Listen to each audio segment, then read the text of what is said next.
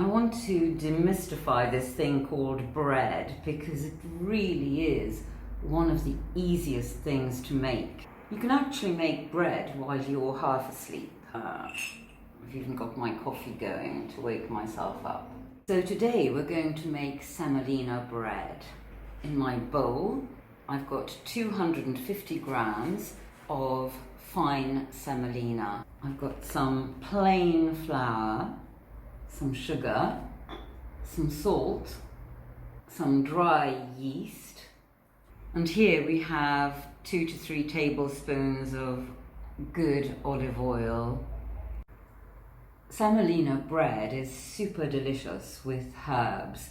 So I've got some rosemary here and some thyme.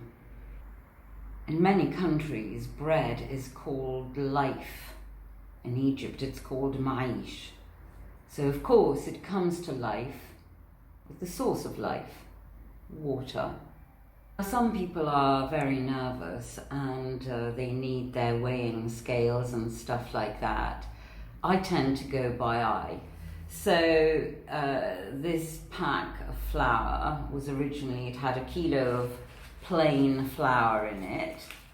I am going to tip out 250 grams like so and add it to the semolina. Now I'm going to snip in my lovely fresh rosemary. I'm going to add my thyme, 1.5 teaspoons worth of salt, and 1 tablespoon of sugar. I'm going to add a level tablespoon of dry yeast to my mixture. This is a fast-acting yeast. Just follow the instructions on whatever brand of yeast you're using. While your ingredients are still dry, give them a good stir with a fork so that all of the ingredients are evenly distributed. I just go by eye. Don't worry, it's impossible to make a mistake ultimately.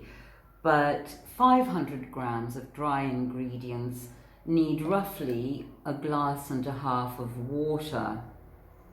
I added my water to the oil and I'm pouring it in.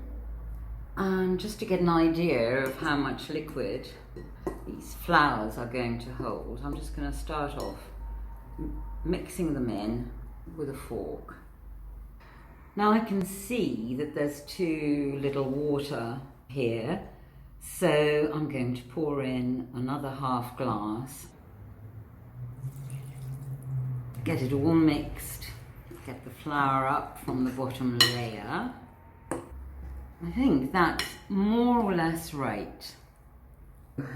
Now I'm going to get my hands in. Kneading is very important in making sure your bread rises. So you want your hands nice and clean, your rings off. And you get your hands right in there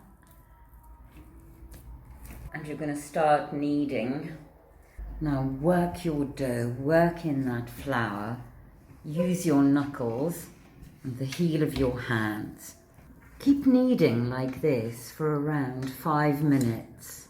If your dough feels too dry, add a little bit of water, and if it's too wet, add a little bit of flour.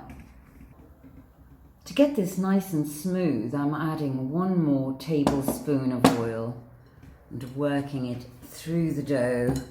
You see how the oil has made the dough nice and glossy? It smells so good. Yeasty and herby. Now after all that kneading, the dough needs a rest, as do I. So I'm going to tuck it in and cover it with a tea towel and leave it in a nice warm place for 1.5 hours. It's been over 2 hours now. I wonder what's happening under that tea towel. Take a look, shall we? Goodness, it's tripled in size. At this point, we're going to knock it back. Knocking back simply means re-kneading the dough. Nice clean hands again, and get right in there. After a couple of minutes re-kneading, it's gone back to its original size. You can see how lovely and silky and elastic and springy it is. Now I have my baking tray at the ready. It's actually a roasting pan. You don't need any special bread tins or anything like that. And I greased it lightly and floured it at the ready for my loaves. Now comes the fun bit. This amount of dough will make 2 medium loaves. I'm going to make one that's a bit like a baguette and another one that's round. So you just work the dough in your hand till it is the shape that you want it. I've shaped my dough, and now for a bit of fun I'm going to cut a little pattern into it. It also helps produce a little bit of a crunchier crust. Over an hour has gone by. It's time to check the bread. Oh my, it's more than doubled in size. The dough rose so much it effaced my shapes, so I cut them back in again. Relax, it's only dough. The oven was preheated, of course, for about 5 minutes. Now they've gone into the oven on the middle shelf at 170 degrees. They've been in the oven 20 minutes now, so there are 10 more minutes to wait. It smells so good.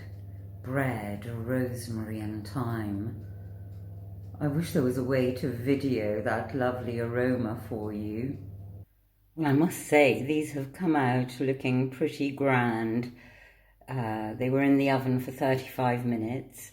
Depending on the oven, bread can take just 30 minutes to cook. The test to see if bread is cooked is to knock it. You see, it has a little bit of a hollow sound, and that means it's cooked. Let's see how this cuts.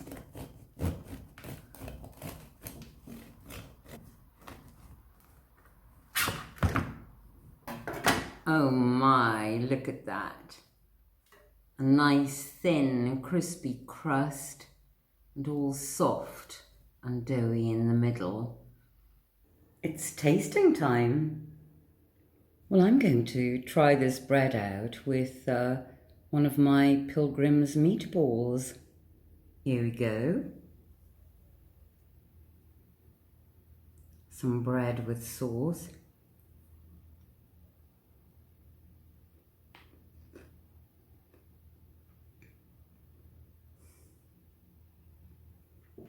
The thyme and rosemary really add flavour to this lovely semolina bread.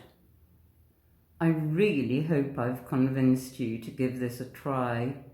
It's so easy. Enjoy.